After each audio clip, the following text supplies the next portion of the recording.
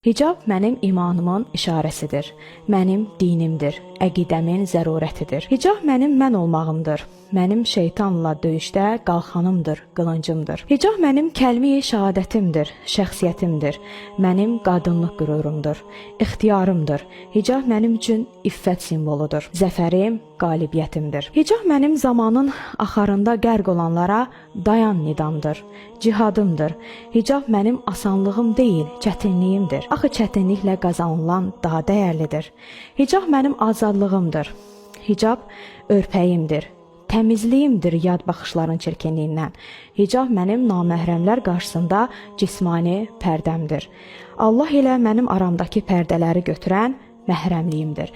Şəhid Mürtəza Mütəhərri demişkən, hicab xanımın həbsi deyil, qalasıdır. Xanımlar naməhrəm və yad kişilərin xəyanətli baxışlarından hicabın qalasına sığınmalıdırlar.